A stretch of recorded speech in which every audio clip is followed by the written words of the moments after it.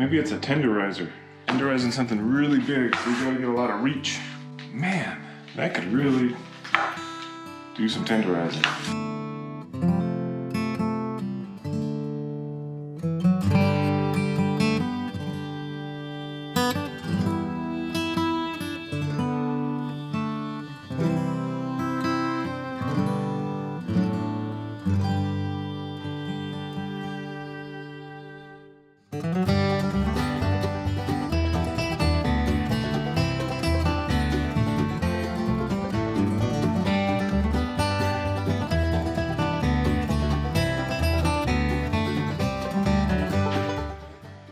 Not a bad commute, huh?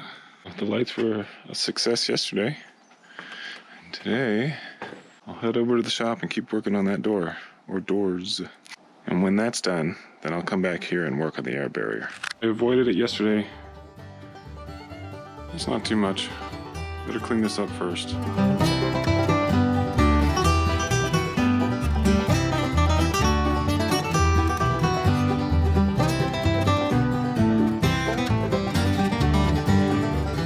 So definitely at some point make some dividers. It just makes it easy to kind of sort and organize all these little pieces of molding and stuff like that, so you can actually see what you got.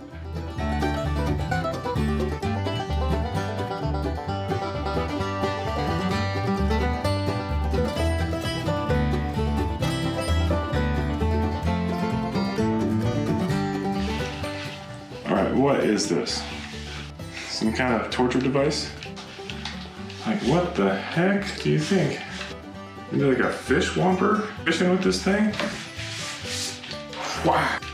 You can do some serious damage with this thing. Yeah, it's old too. Handmade nails. This has done a lot of whomping in its life. I thought you might like this thing. I asked my father-in-law what it is. I'm guessing it's done a lot of killing. Well, that took a little longer than I was hoping for, and I'm still far from organized. Definitely gonna have to spend a day in the near future and cleaning out this place. All right, time to take the clamps off the store here.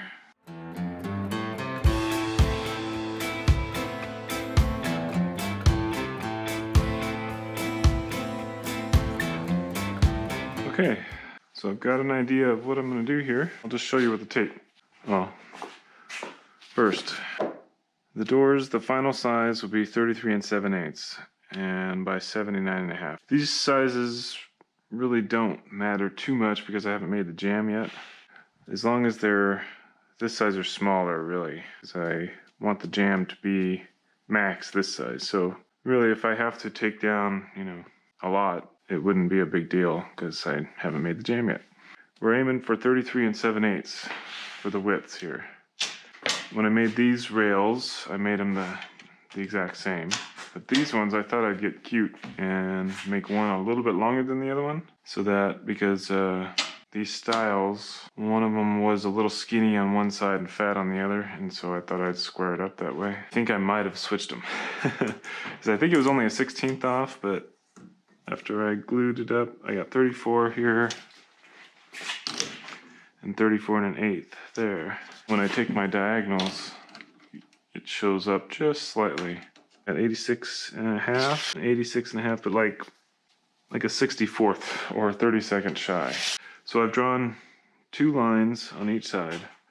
This one's pretty much parallel with this side, and this one is taking up that 1/8, basically, the 1/8 difference. So the plan is to take that. I got this screed board here. It's perfectly straight, and so I use that as a straight edge, and I'll clamp it down and use one of the saws to follow this line as close as I can. I'll check as I'm going, and if it seems like I'm way out of square, usually the blade will kind of bend out, and so I'm assuming that this won't end up perfectly square. But as long as I get most of it to the line, I can try running it through the joiner if I set the joiner on the ground and maybe square it up a little bit. We'll see if I can get it through there or not. On this door, I made both the rails the exact same, and so we ended up pretty much exactly the same. It's like just a hair difference in the styles. So this one's just slightly bigger. Let's take a hair more off of this one so that when I make my cuts, hopefully my diagonals will be exactly the same. They're pretty dang close right now, but might as well try to make it perfect. These lines are both parallel to each other all the way down, and I'll clamp on my straight edge and do the best I can for getting a good nice cut on each side. And then I may run it through the joiner. Since these styles are already cut, 79.5, as long as I got these rails matched up to the ends, then I don't really have to worry about trimming the ends too much. I'll just sand them and call it a day. Lunch break, when I come back, I'll make these cuts and then I'll probably give them a little sanding. I'll also want to slide them both together and then check the diagonal across both, see if I need to make any further adjustments. And if not, then I can move on to rabbiting and making the molding. Still got to pick up a piece of maple for my threshold, but then I can start on the jam.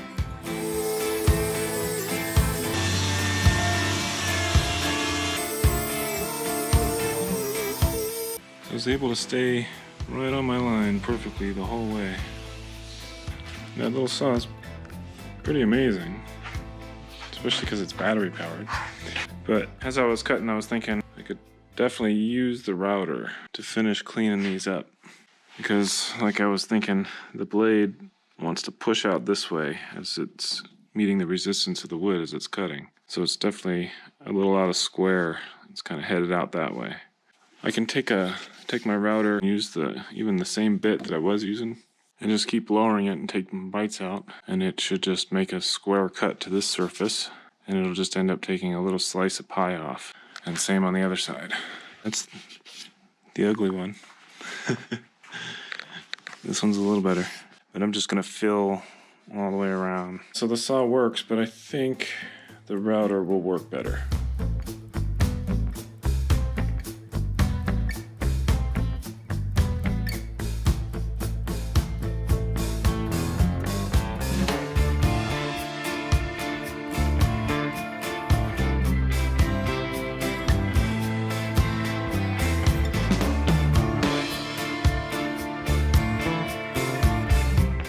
See that's maybe a 30-second at best. It looked like more than that, which may be almost a 16th of flare, which really is not that big a deal, but because these doors go back and forth, normally there would be a bevel on a door. Helps it close easier, but these will just be square. The point of what I was going to say is it's kind of hard to hold the router perfect. You got to really hold it steady. So I think I'm going to do the same thing to the other side and leave kind of a lip like this, and then I'll flip it over and use a flush cutting bit and just run it along the middle, and it'll just trim off this little lip that's hanging down. What I'll do, I'll spin it around, route down, and then flip it over and flush cut to make them even.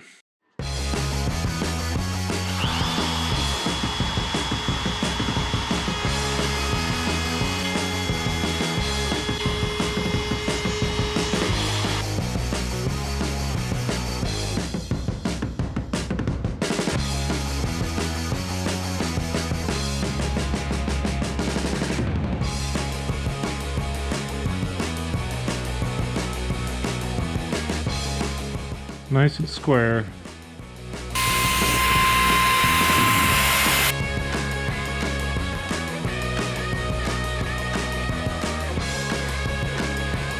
case you were wondering why I'm flipping it over and using the flush cut, it's because this will only go so far before this comes up, and this isn't quite big enough to account for that. So that's about the max depth I can get, unless I took off this, but even then it's still not quite enough. Plus, the deeper it goes, the harder it is to keep it square. And the flush cutter is working really well. Anyways, that's why.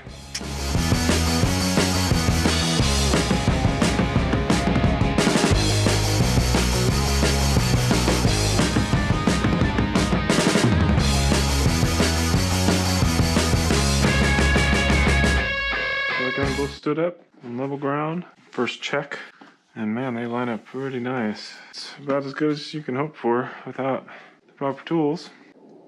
One thing that I do have to fix, as you can see right here, just a slight lip, and down here, same thing. So that tells me that this door is just slightly out of square.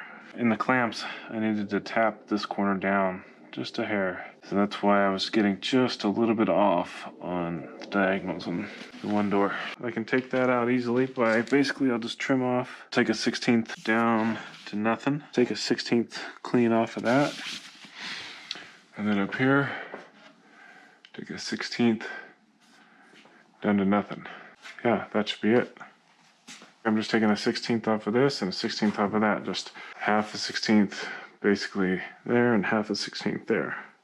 2 pieces of a pie, if that makes sense. My overall door height will be just a 1/16 shorter than what I have on my, see I had 79.5 and it'll be 79 7/16.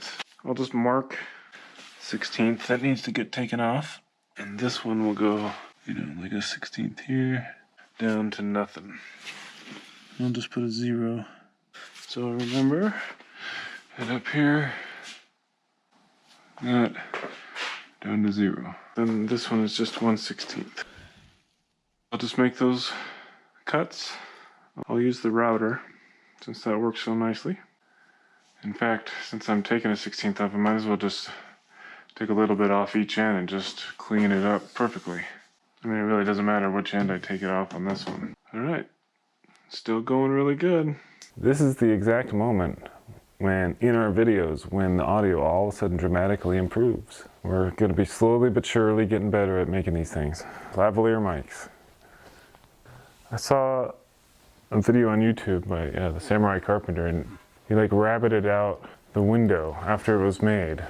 Back when I used to work at the door shop, we used to run the stiles and the rails through the shaper first, and we'd actually run the ends of the rails through the shaper too, to put the opposite profile of whatever the style was, so that you could, you know, it would overlap and it would look like this, but you would have like a nice fancy detail on the inside. The other side, you would just cut out a big rabbet with like the table saw, and then you would just install the same fancy molding that would match the other side. And so you really couldn't even tell very easily which side was the molding and which side was the, you know, just the actual door.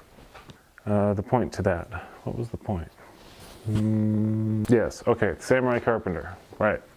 In his video, he just did it real quick in a time lapse, and all he had was his router, and he was able to buzz it out real quick, and you could see it like left like a thin ribbon of wood, I think. I don't know, I didn't look up the video again, so I'm going by memory, but I'm pretty sure that's what it was. It seemed like, since he was diving in like this, like there was some kind of pin here that was close to the bit. The pin would keep it at the right distance. But I mean, I guess maybe a pin could go through here, but like, I don't know. I'm sure there's a way to do it.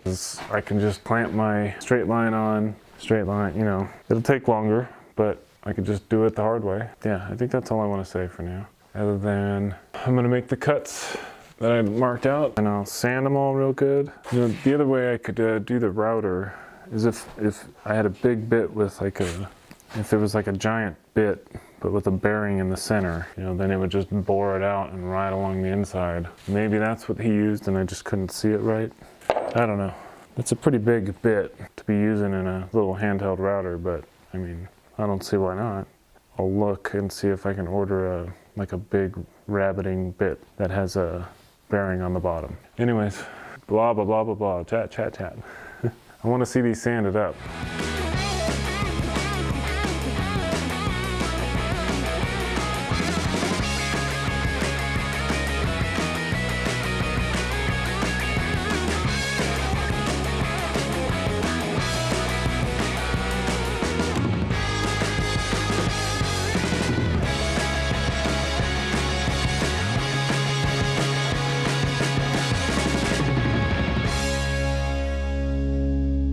I made those final cuts on these ones, and this one I just trimmed square to the bottom, which ended up just taking just like a 32nd off of each side. Right now these clamps are just barely holding it together just so that they don't drift apart. It's perfectly flush here and it's perfectly flush up there. I'll measure the diagonals here and I'll show you, as I'm proud. You got 104 and 7/16. You got 104 and 7/16 exactly. So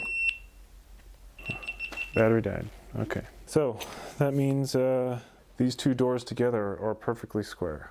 That looks extremely straight. This is 67 and 13/16, and in the middle, it's 67 and 13/16. And again, exactly the same, 67 and 13/16. And this, the height of the door is 79 and 7/16. And in the middle, same thing, 79, 7/16.